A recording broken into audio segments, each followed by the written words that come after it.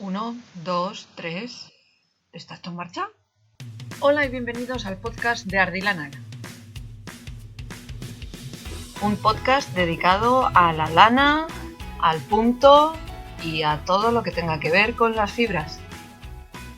Soy Miren de Ardilanac y podéis encontrarme en Instagram en @ardilanac o en mi página web ardilanac.com.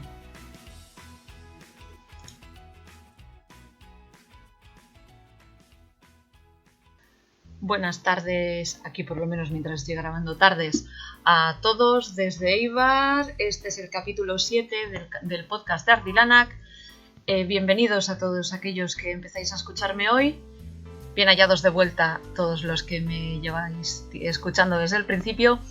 Y 1.000.000 de gracias a los que os habéis pasado por Coffee y me habéis invitado a los cafés que me he ido tomando esta semana mientras preparaba el podcast. Mención especial a Muriel, Esquermilla Muriel, que me escucha desde el País Vasco francés, que también es hilandera y que la pobre me deja suplida para café para una buena temporada. Sí, capto la indirecta, Miren, necesitas una grabadora.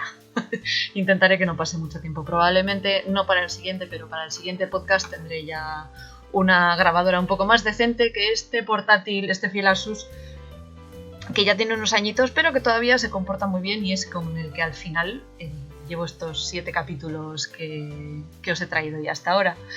En el capítulo de hoy os voy a hablar de una teoría que vincula los juicios de brujas y la alta mortalidad femenina que supusieron con lo textil, pasando un ratito por Shakespeare incluso y el teatro, pero no metiéndonos en mucha cancha con ello. Os hablaré también en una especie de resumen rápido sobre los calibres de la lana. No me he metido con la historia, no me he metido con los distintos calibres, sino con los que me suelo manejar yo. Así, si alguna vez me oís hablar, tenéis un marco de referencia con el que seguirme. Os hablaré también de un animalito muy mono. Ya os dije que iba a salir un poco de mis ovejas y os voy a hablar de un camélido. Y ya os enteraréis cuando lleguemos a la sección de pelos y bichos cuál es. Y os hablo también de las moiras griegas. Me voy otra vez de viaje por ahí, salgo de Euskadi, me voy de viaje por ahí.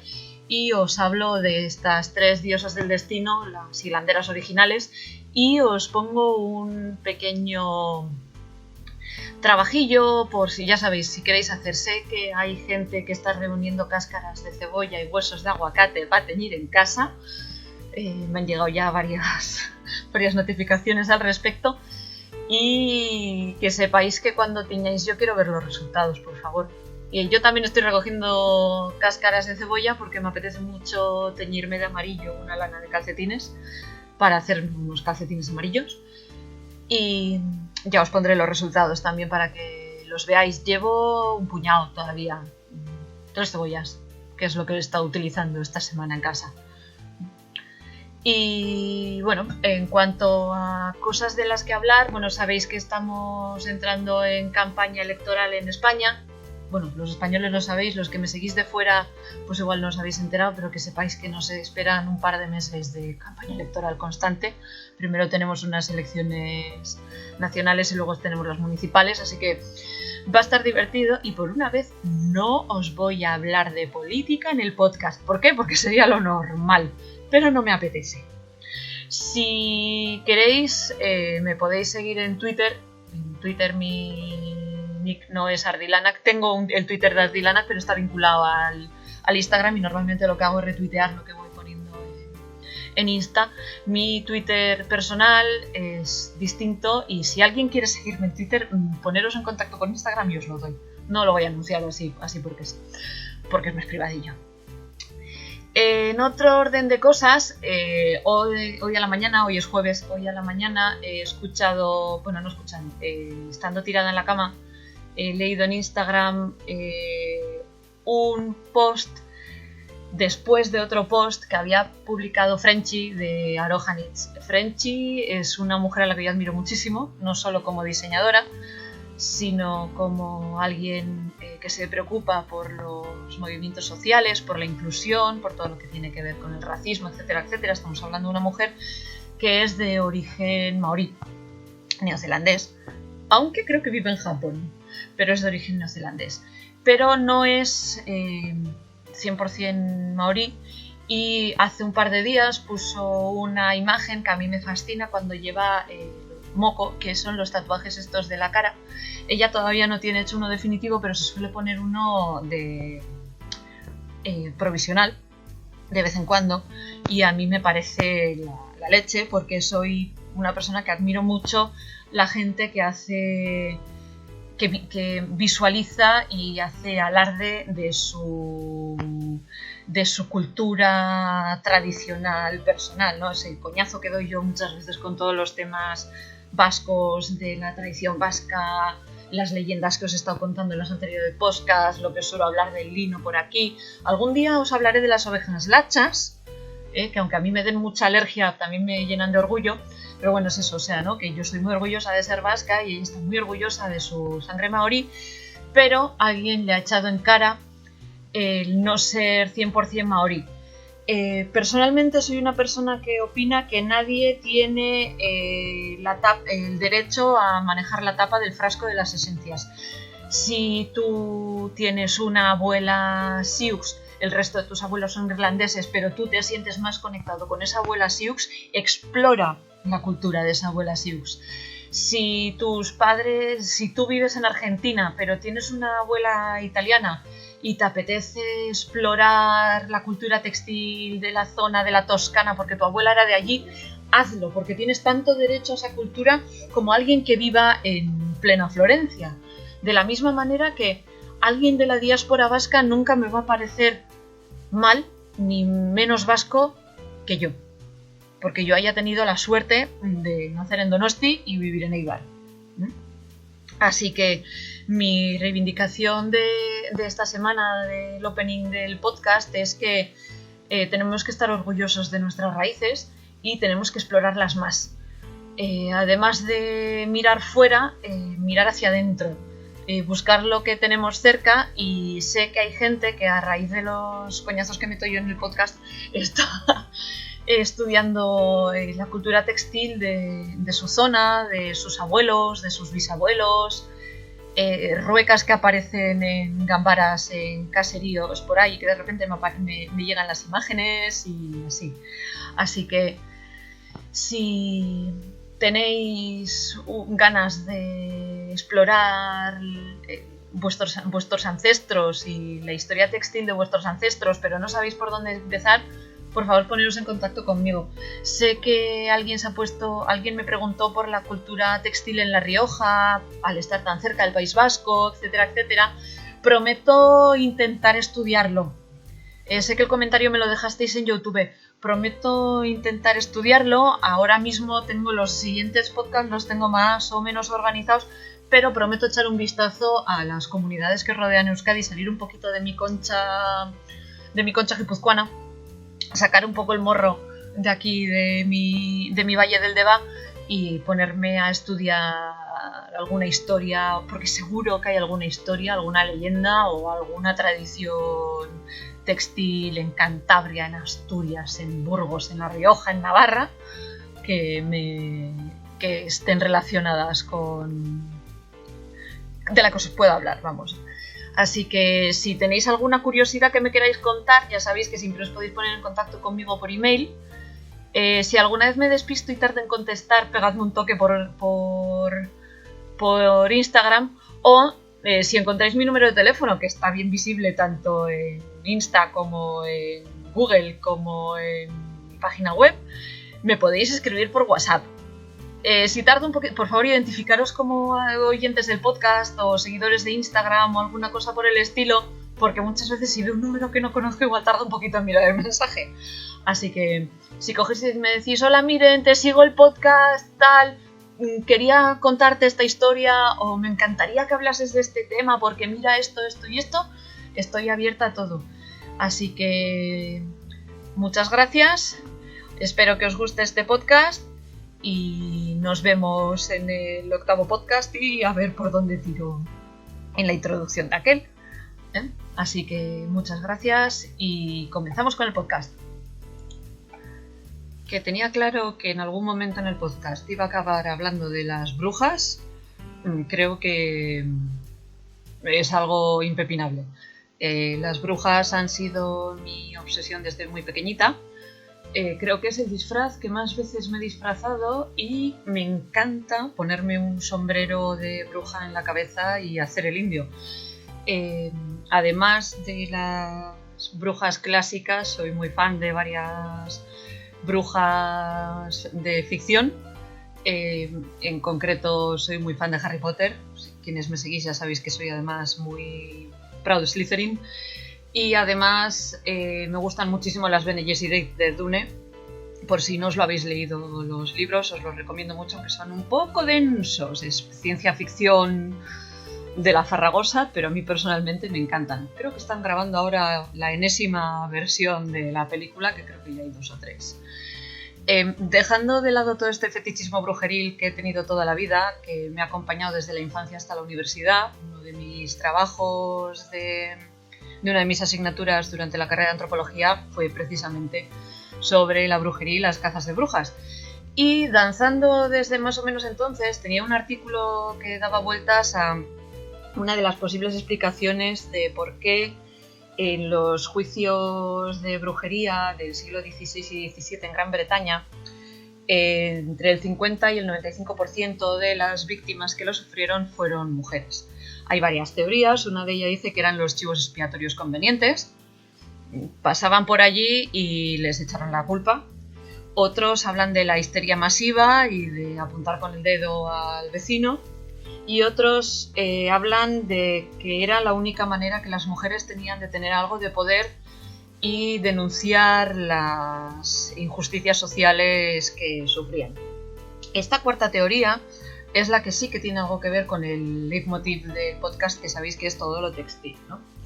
Sé la razón por la que en los siglos XVI y XVII se persigue más a más mujeres que hombres en los procesos de brujería en Inglaterra, es porque es justo el momento álgido de la participación en la economía de la mujer por parte de las mujeres, porque fue cuando existió el primer boom de la industria textil de Inglaterra.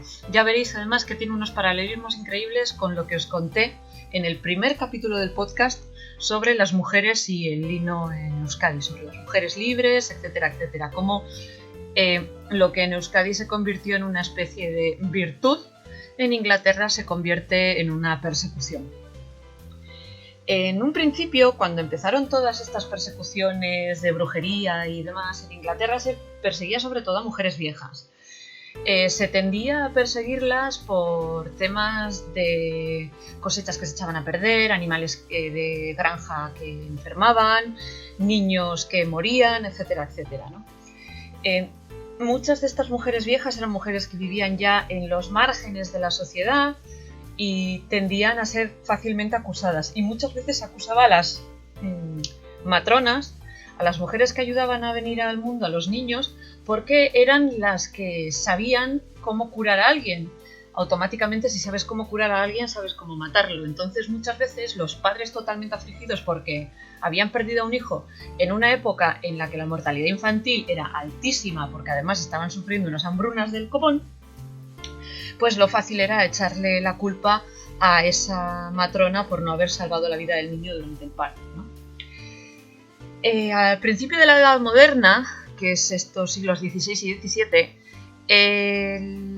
el miedo y la incertidumbre era mayor en esta época moderna, de principios de la época moderna, eran lo desconocido y lo antinatural, ¿no? Y es precisamente donde se asienta todo ese poder de la brujería, ¿no? En la subversión de lo natural y del orden natural. Las mujeres y la brujería siempre han estado muy unidas a esa subversión de los roles sociales, porque eran las que subvertían el orden del trabajo dentro de la casa, ¿no? Durante los siglos XVI y XVII, el rol natural esperado de las mujeres estaba en casa, ocupándose de la familia y completando con los deberes domésticos, que la mayoría de las veces además también tenían un componente textil, ¿no? De hacer la ropa para la familia, etcétera, etcétera. Las mujeres que actuaban de manera antinatural infectaban esos hogares y transformaban estos objetos diarios, como podían ser los vestidos, en objetos de cultura material que eran herramientas del mal. No sé si tenéis experiencia con historias de juicios por brujería, pero muchas veces se decía que fulanita le había regalado a menganita un vestido o una esta de telas y demás, y que menganita se había puesto mala después de recibir esas telas, después de ponerse ese vestido y demás, porque la había hechizado, o que fulanita se lo había hecho a menganito, tal. Os recomiendo muchísimo leeros El Crisol, si queréis saber de qué va todo esto, porque es muy interesante. La brujería, además, en esta época, os recuerdo que esta época del siglo XVI-XVII es el gran boom del teatro isabelino en Inglaterra. Muchos autores se preguntaban, ¿no?, sobre el tema de la subversión de los roles femeninos, de la brujería, etcétera, etcétera. Y bueno, sabéis que el más famoso de todos ellos es Shakespeare. Shakespeare tiene muchos roles femeninos que subvierten este orden natural de las cosas, ¿no? Pero probablemente el personaje más famoso que tiene que ver tanto con la subversión de los roles sociales como con la brujería es Lady Macbeth.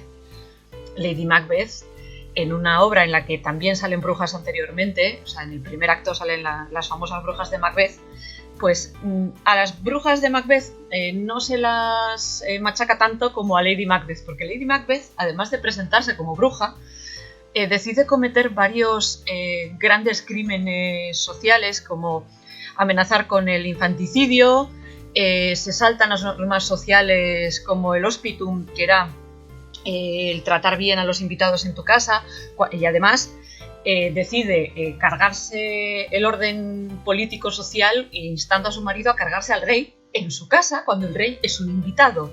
O sea, es una doble transgresión la que desarrolla Lady Macbeth. Es uno de mis personajes de teatro favoritos. O sea, una buena Lady Macbeth es un puntazo. La última que he visto es a Marion Cotillard haciendo de Lady Macbeth.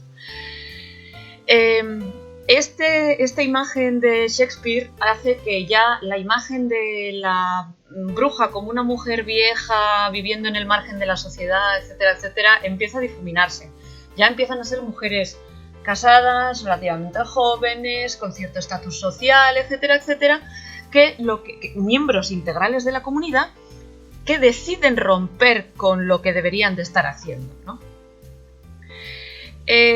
Como os he dicho antes, estos siglos XVI y XVII son unos siglos en los que la economía femenina pega un subidón. Si os acordáis del primer capítulo, os hablaba que aquí en Euskadi, por ejemplo, las mujeres eran capaces de mantenerse solo por el trabajo con sus manos en el lino, y pasa lo mismo en otras zonas de Europa.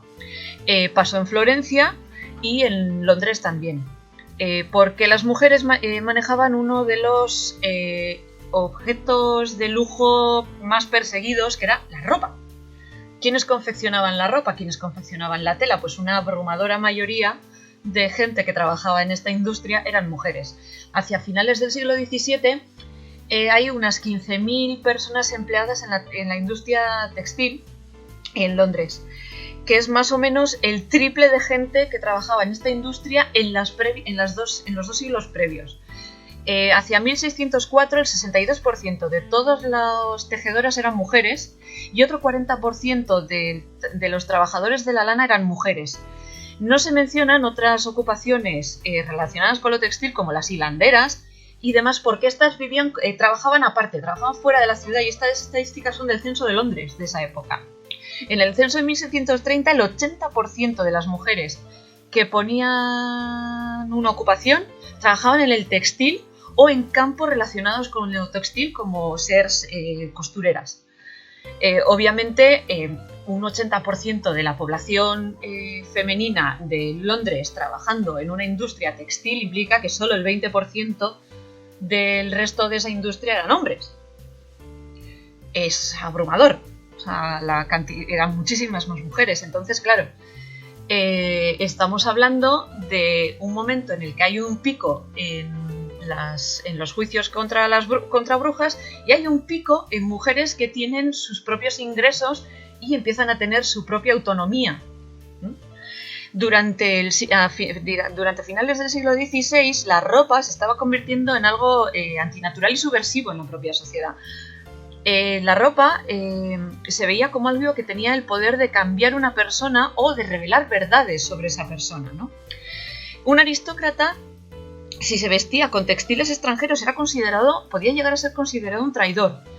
Y es ese proceso mental el que hace que la ropa tenga capacidad de transformación, ¿no? Muchas de estas ideas de la capacidad de transformación de la ropa salen del teatro, porque en el teatro lo que utilizaban era ropa para crear los personajes. Estamos hablando de una época en la que en el teatro los personajes femeninos nunca eran interpretados por mujeres, siempre eran interpretados por hombres. ¿Cómo transformas a un hombre en una mujer? Poniéndole un vestido. Estamos hablando de una época en la que la ropa deja de decirte el estatus de la gente. Hasta ese momento había cierto tipo de telas y cierto tipo de colores y cierto tipo de trabajos que solo estaban disponibles para gente que manejaba mucho dinero. Pero con la ampliación de la industria, con la producción cada vez mayor de estos ítems, empiezan a abaratarse. Ya sabéis cómo funciona todo esto. Siempre me oís decir que lo peor, entre comillas, que le pudo pasar a la industria textil fue la democratización del textil con la revolución industrial. Pues esto es más o menos como una especie de precursor de eso, ¿no? La nobleza dejó de tener la exclusividad de la ropa suntuaria y de lujo. Entonces, claro, o sea, si no podías distinguir a un noble de un porquero porque el porquero se había podido permitir un jubón de Damasco, el porquero podía saltarse las normas sociales que le correspondían a él. Y probablemente había ido una mujer detrás de ese jubón. Es en 1571 cuando se proclaman las primeras leyes suntuarias que prohíben a ciertos grupos de gente llevar ciertos tipos de ropas. Algún día me meteré con estas leyes suntuarias porque se merecen un capítulo aparte ellas solas porque son de traca. No, pero que sepáis que la palabra fashion en inglés se crea, se recoge por primera vez en 1586 y significaba un tipo de ropa, ¿no? Adoptada por la sociedad durante ese momento. Pero para finales del siglo XVI, fashion ya tiene un significado nuevo, que significa algo que es falso o pervertido. O sea, y esa definición es la que por primera vez conecta la ropa con la brujería, ¿no? Que la brujería era algo que pervertía la naturaleza de las cosas. El más significativo aspecto de esta relación entre la brujería y el textil tiene que ver pues, con lo que os he dicho antes, ¿no? Que estos dos campos llegaron al pico más o menos a la misma vez, ¿no? Es más, o sea, mientras el hilado y los textiles se convertían en uno de los fundamentos de la economía en Inglaterra, el rol de las mujeres dentro de la sociedad pues también iba cambiando, ¿no? O sea, empezaban a tener más dinero, empezaban a tener más peso en la economía, etcétera, etcétera, y hizo que se dieran cambios en cómo funcionaban la población y la economía, ¿no? Empezó a haber presiones para que las mujeres solteras y jóvenes o bien se metiesen a un convento de monjas o buscasen un trabajo para apoyar a sus familias. Os suena, ¿verdad? O sea, os suena a que esto os lo conté exactamente igual en el primer capítulo.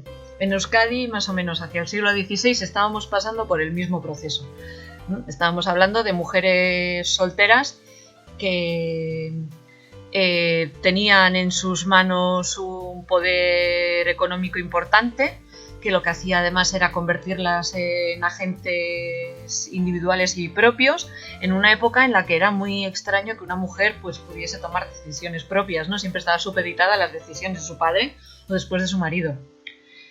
Así que quizás lo que nos deberíamos de preguntar es que lo que se pregunta esta teoría, ¿no? ¿Había menos hombres acusados en los juicios de brujería porque era amplia y abrumadora mayoría de las mujeres que se dedicaban al textil? Bueno, pues esto es una teoría más de todos los temas de brujería y persecución de las mujeres y demás.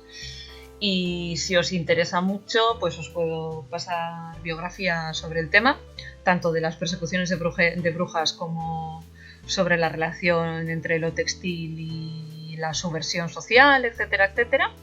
Que bueno, como son temas que quiero tratar más adelante, pues por ahora voy a dejaros como esta pequeña introducción, este resumen de esta teoría bastante interesante.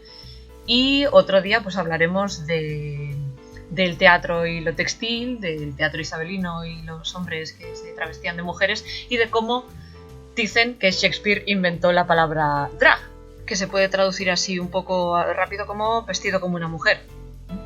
Así que bueno, espero que os haya gustado este tema. Paso al siguiente tema del podcast y dentro de 2 semanas hablaremos de vendas y de momias en esta sección.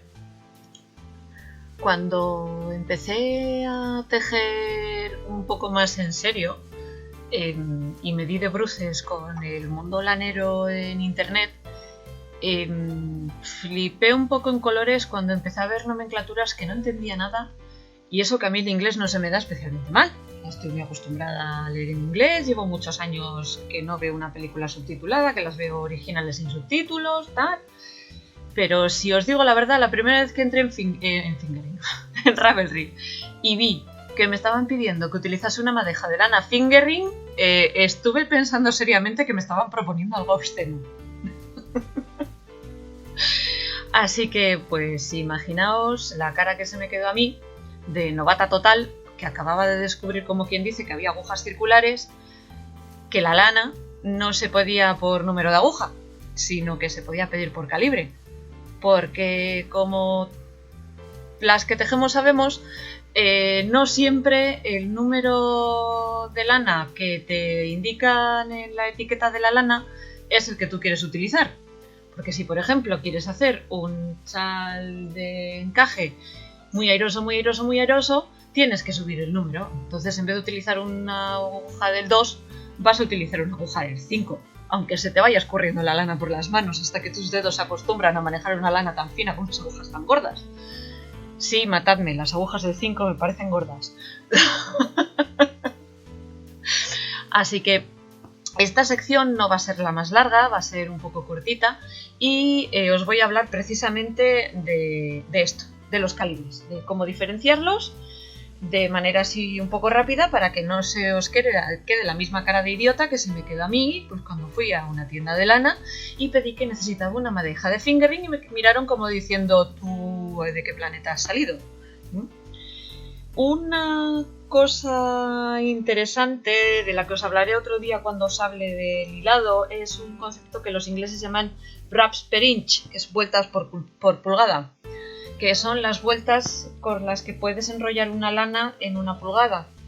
Lo ideal es tener un palo redondo, circular, un cilindro, en el que puedas marcar esa pulgada, y en esa pulgada vas enrollando sin retorcer la lana.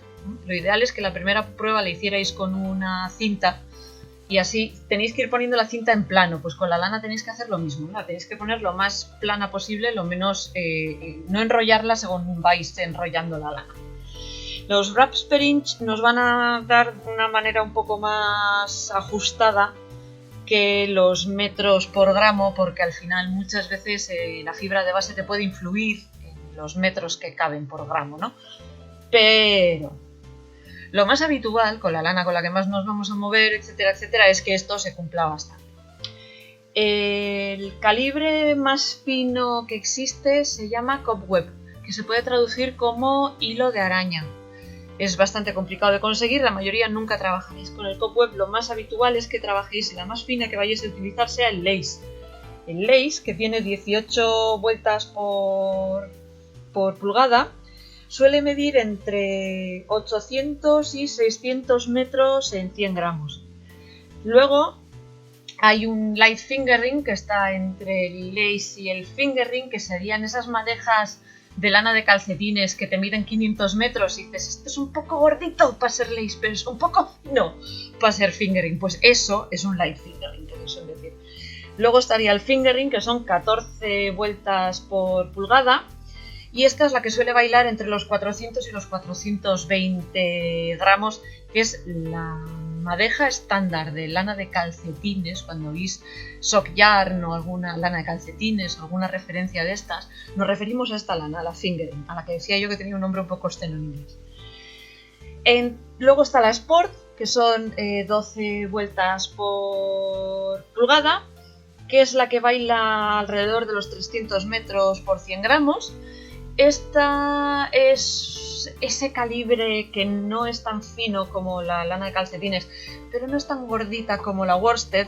Entonces es para esa especie de intermedio de me quiero hacer un jersey, pero no me quiero morir del aburrimiento haciéndola con un fingering, pero tampoco quiero que sea así un poco gordita. Bueno, dije llamar gordo al worsted es como para darme de collejas, pero es lo que hay. Cerca del Sport está la DK y hay muchas veces que estas se solapan. De hecho, hay gente que no considera diferencias entre la Sport y la DK. La DK yo la suelo considerar que es la que está entre el Sport y el worsted. Es la que cubre entre esos 300 metros y los 240 habituales del worsted. Luego, americanos y ingleses no se ponen de acuerdo si es worsted por un lado, Aran por el otro. Ambas categorías se refieren al mismo. Esto algún día me meteré con las diferentes nomenclaturas según de dónde sean, etcétera, etcétera, para poder explicaroslo un poco más, porque es un batiburrillo real. Esto es un resumen. La worsted Aran anda entre los 200 y los 240 metros en 100 gramos, son 9 vueltas por pulgada. Luego está la bulky, que a veces también llaman chunky, que tiene 7 vueltas por pulgada y son entre 100 y 120 metros por 100 gramos. Y ya están las super bulky, las super chunky, que son todo lo que tenga menos de 100 metros en 100 gramos y ande sobre los 5 o 6 vueltas por pulgada o más, o menos, perdón. Así que resumiendo, así a lo bestia. Lace, 700 metros en 100 gramos. Fingering, 420 metros en 100 gramos. Sport, 300 metros en 100 gramos, DK 300 metros o 250 en 100 gramos, worsted 220 metros en 100 gramos, Aran 200 metros en 100 gramos, bulky o chunky unos 120 metros en 100 gramos y super bulky unos 100 metros en 100 gramos o menos. Aquí tenéis un resumen rapidito de cómo funciona esto de los calibres de la lana, así que si alguna vez pues nos veis en Instagram hablar de calibres, o a mí, por ejemplo, cuando os pongo alguna de mis pedaleadas de la semana, como ha sido esta semana, y os digo que estoy hilando un calibre lace, pues me refiero a esto. Si queréis ver Cobweb, en la foto de Instagram que puse el viernes por la tarde, o pondré el viernes por la tarde, porque todavía no sé cuándo os voy a publicar esto y estoy grabando el jueves, podréis ver un Cobweb que es con el que casi me corto el dedo plegando el miércoles, que me pegué 2 horas de pedaleada con una lana tan fina, que a base de pasar todo el rato por la misma zona del dedo, pues acabó casi en una herida. Tengo todavía un poco dolorido el dedo. Así que esta sección cortita por hoy era para haceros un resumen sobre los calibres y que cuando vayáis a pedir a una tienda, pues si no estáis seguros de si os van a entender, cuando les pedís necesito 4 madejas de worsted para hacer un jersey, pues podéis coger y decirle necesito 4 madejas de unos 200 metros en 100 gramos cada madeja y tal. Si os preguntan para qué aguja, pues mira, sí, idiosincrasia española, ¿no? Que pedimos la lana por agujas y a mí personalmente me trae un poco por el camino de la amargura, así que a ver si poco a poco podemos ir cambiándoles la costumbre, ¿vale? Hoy, en la sección de bichos y pelos, os prometí que me saldría de las ovejas, ya que he hecho 2 seguidas, pues no os iba a dar el tostón con una tercera.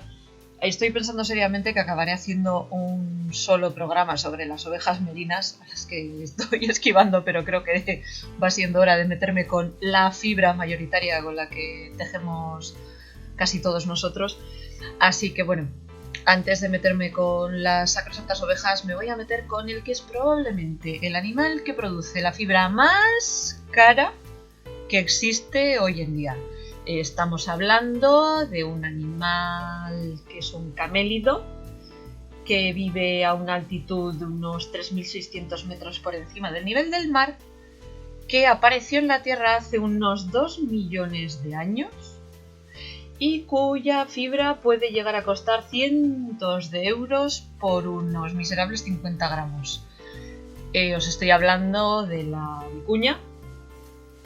ese animalito tan bonito, que creo que es uno de los ancestros de las alpacas.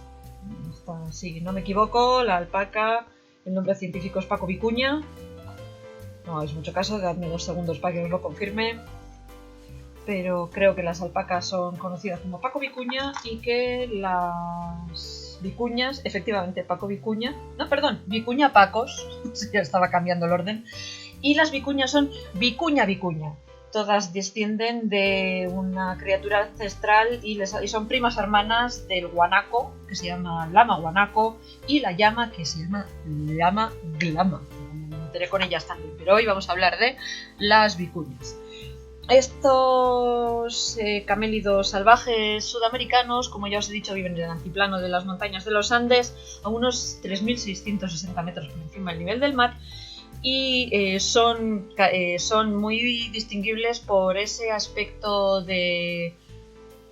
delicado, de color rojizo, con esas gorgueras más claras y esas patas largas y ese cuello largo tan bonito que tienen. ¿Por qué es tan cara la lana de vicuña? Principalmente porque estos animales casi los hemos extinguido. Como su fibra es tan fina y es tan interesante, se intentaron criar en cautividad, pero no lo llevan bien, entonces tienen que estar en estado salvaje, y a día de hoy están, tanto ellas como la fibra y su exportación están protegidísimas por un montón de tratados y un montón de leyes. Aunque ahora es legal mover la fibra entre bordes, el proceso pues requiere de muchísimo papeleo y un control muy estricto. Cuando los europeos, o sea, los españoles, llegaron por primera vez a Sudamérica, probablemente había como 2 millones de vicuñas. Pero como estos animalitos son bastante delicados, porque es que son delicados, que no llegan a los 68 kilos de peso la mayoría de ellos, pues eran muy fáciles de cazar. De ahí para 1971 pues quedasen unas 10.000 vicuñas entre Perú, Chile, Argentina y Bolivia. Sé que tengo gente que me escucha tanto desde Perú como Chile, como Argentina, como Bolivia y Uruguay. Si me podéis mandar los datos de cómo está el tema en la actualidad, os lo agradecería mucho. Si lo podéis descubrir o lo podéis investigar y poneros en contacto conmigo para contármelo, por favor, porque estos animalitos me interesan mucho. No solo por la fibra, sino porque me parece que es una de esas cosas en la que el ser humano casi la ha liado parda y se ha llegado por delante algo que me parece que es puro y duro patrimonio natural, ¿no? Que deberíamos de cuidarlo mucho más. Suelen formar grupos familiares y que suelen tener a un macho dominante principal con varias hembras y los pequeñajos. Los machos jóvenes suelen ser echados del grupo y suelen formar como grupos de chavalotes, vamos a traducirlo así. Y las hembras jóvenes también suelen ser echadas de los grupos, pero en vez de formar sus propias bandas, como hacen los machos, suelen ser aceptadas en otras familias de vicuñas. Durante la época de los incas, el Sapa Inca solía organizar una captura de vicuñas como caza colectiva que se llamaba chacu. Y cientos de personas, o miles de personas solían cercar una zona que podía llegar a ser de 160 kilómetros a través. Y se movían por ella hasta que podían tocarse con las manos entre ellos, y así seguían moviéndose hacia dentro hasta que rodeaban a las vicuñas con una cadena humana. Algunos animales eran sacrificados, pero la mayoría lo que hacían era simplemente esquilarlos y soltarlos. Aunque antes os he dicho que no es fácil mantenerlas en cautividad. No, aunque hoy en día existen algunas explotaciones de vicuñas, no es la misma idea que podemos tener de una granja de alpacas o algo por el estilo, ¿no? O sea, siguen utilizando un sistema muy parecido al de los chacus que os acabo de describir. Como siempre, os voy a dar los datos de la fibra en esta parte. Bueno, que sepáis que un vellón de vicuña suele pesar entre 200 y 500 gramos. O sea, de una vicuña sacamos eso. O sea, ya os hacéis la idea de lo caro que puede ser. La largura del pelo, como suelo decir siempre, es bastante corto. Anda entre los 2,5 y los 5 centímetros. O sea, no consideraríamos esto un rizo largo, la verdad.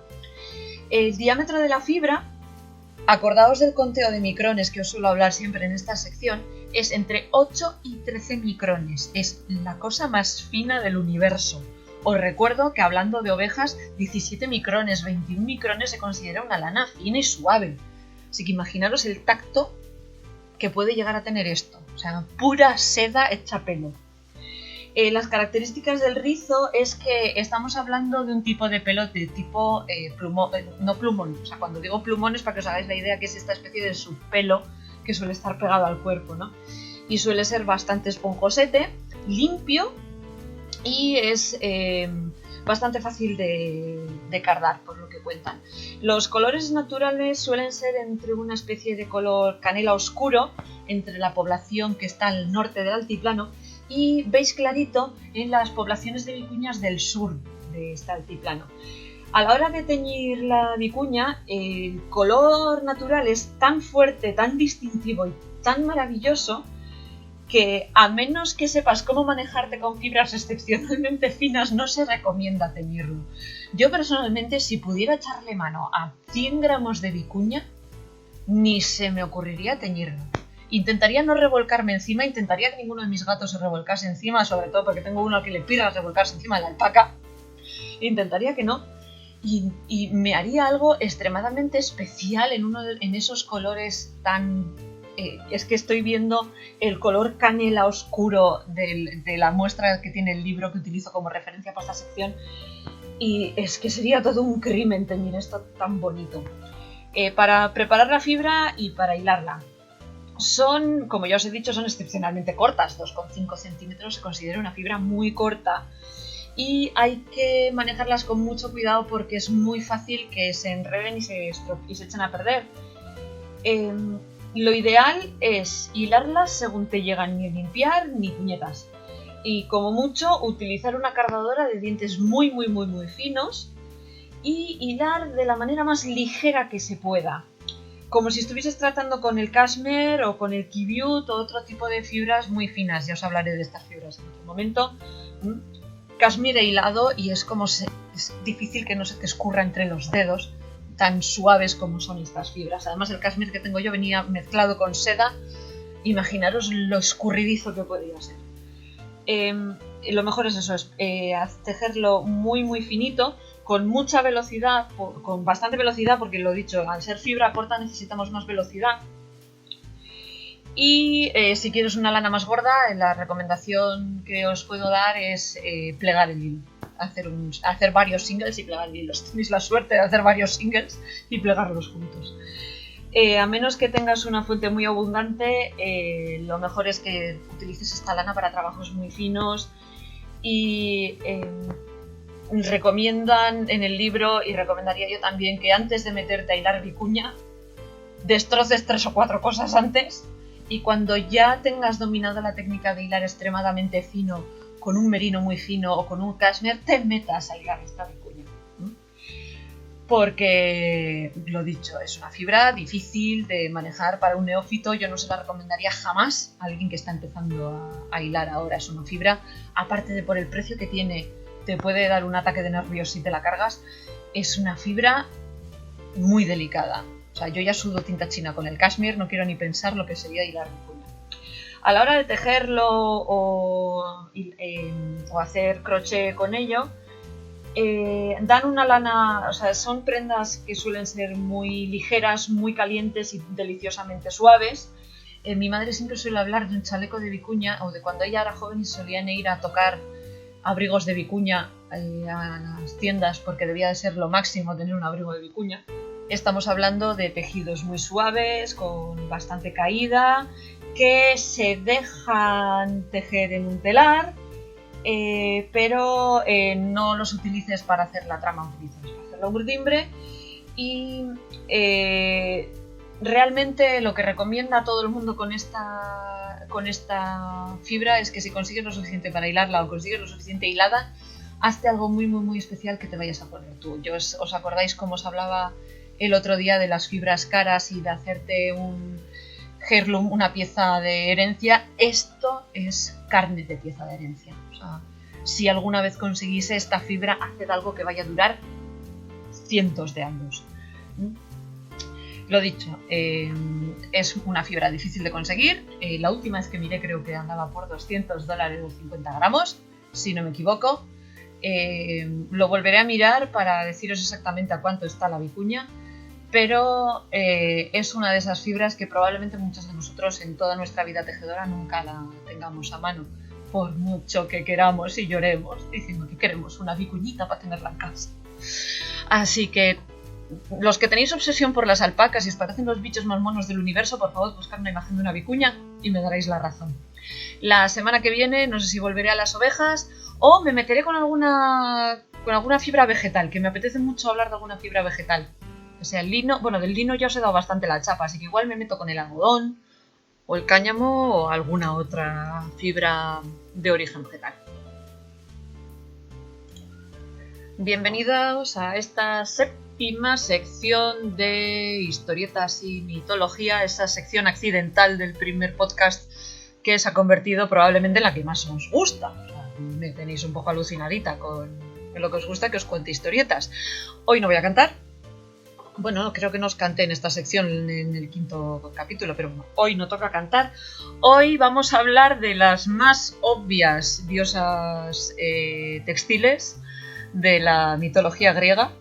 Os hablé de su contrapartida nórdica, os hablé de las nornas y hoy, lo he dicho, os voy a hablar de las que los romanos conocían como parcas y que los griegos llamaban moira, que se puede traducir como repartidoras y no repartían pizza.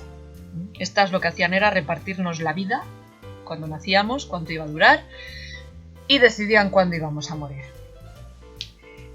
Son probablemente de mis figuras mitológicas favoritas. Ya sé que os lo digo cada vez que os hablo de una, pero es que no lo puedo evitar. Os hablo de las que me gustan y muchas de ellas siempre tienen que ver con lo textil. Aquí ando buscando la manera de relacionar a Hécate con lo textil para poder hablaros de ella, que es... Tengo auténtica obsesión por Hécate desde hace muchos años y tengo muchas ganas de hablar sobre ella, pero hoy nos vamos a centrar en las moiras, que en un principio no eran 3, fueron el ciento y la madre, hasta que por fin alguien decidió que eran 3. Ya sabéis que los griegos muchas veces te pueden decir lo mismo y lo contrario sobre un dios, depende de quién te esté hablando sobre el tema, ¿no? Pero, o sea, Homero ya nos habla sobre la Moira, aunque nos hace referencia a solo una de ellas, y en la Odisea también nos hablan de las clotes, que son las hilanderas, que sepáis que las hilanderas aquí del gremio, que sepáis que en Grecia nos llamarían clotes. Anda que, vaya nombre. Total, que luego en Delfos había 2 y en Atenas para realizar el rizo era Afrodita, la que era considerada la mayor de las moiras, llamándola Afrodita Urania.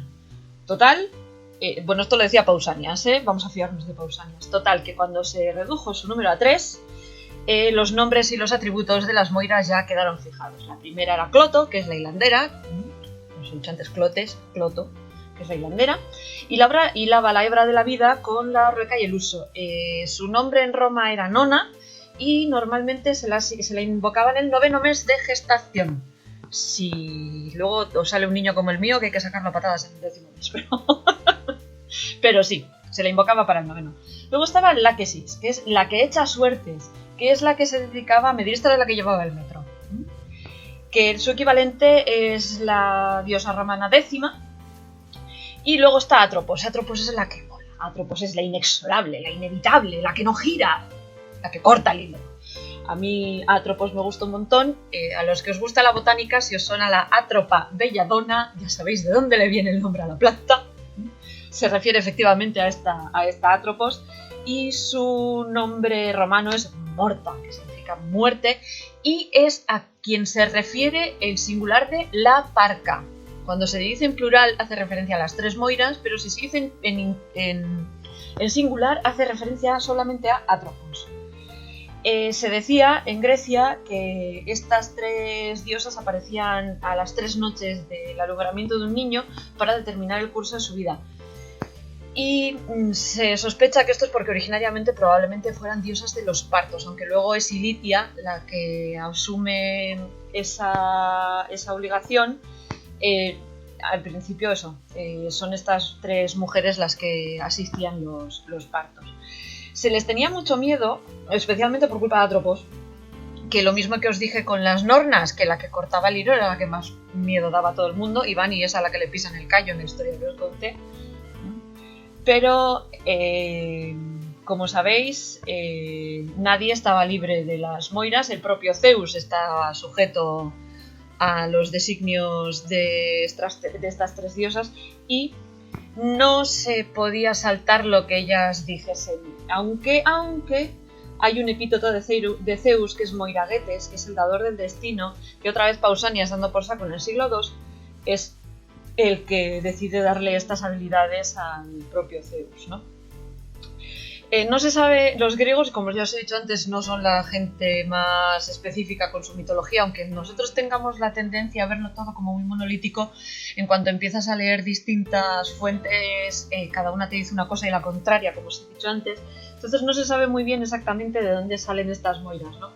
Hay una especie de consenso generalizado que dice que eran seres primordiales, que eran hijas de otros seres primordiales como eran Nyx, que es la noche, Caos o Ananke, que es la encarnación de la necesidad, o hermanas de las Erinias. Pero también luego hay gente que dice que las Moiras eran hijas de Zeus con esta misma Ananke, o con Temis, que es la justicia, o con Nyx. Que esto es un comentario que hace Hesíodo. Total, que no tenemos exactamente los cultos que se les rendían, o sea, no los conocemos, no sabemos cómo se les rendía culto a estas 3 diosas, pero sí sabemos más o menos cómo se las representaba. Siempre tenían una expresión hierática, de aspecto muy severo y siempre iban vestidas con túnicas. Cloto siempre portaba un huso y una rueca, la que sí solía llevar una vara, que es con la que medía, o una pluma o un globo del mundo, pues esto sabes por qué, estas 2 últimas. Y Atropos siempre llevaba o unas tijeras o una balanza, o bien pesaba la pluma de Laquesis o bien cortaba lo que Cloto y Laquesis habían hilado y medido. A veces aparecían como 3 viejas hilanderas o 3 damas melancólicas, implicando los 3 estadios de la vida de una mujer, que son la doncella, la matrona y la anciana, encarnando Cloto a la doncella, Laquesis a la matrona y Atropos a la anciana. Y es esta imagen de 3 ancianas y demás la que inspira a Shakespeare a hablar sobre las brujas de las que os he hablado antes, que no son Lady Macbeth, las brujas de Macbeth. Se basan en estas imágenes de las Moiras como 3 ancianas. Así que podéis imaginaroslas como queráis. Sabéis que su intervención a veces la liaba parda en la mitología griega, y os propongo como deberes de esta semana /juego /enigma que me chivéis a quién le fastidian especialmente la vida las Moiras en algún momento de la mitología griega. Me lo contáis por email, me mandáis un mensaje, hacedlo como queráis. Y en el siguiente podcast pues hablaré de los resultados de esta pequeña encuesta. Así que esto sería todo por esta semana. Encantada de haberos vuelto a soltar mi parrafada de turno. Encantada de que me escuchéis. Gracias por los ánimos y nos vemos en 2 semanas. ¡Agur! Recordad que podéis encontrar el podcast de Ardilana en iVoox y en iTunes.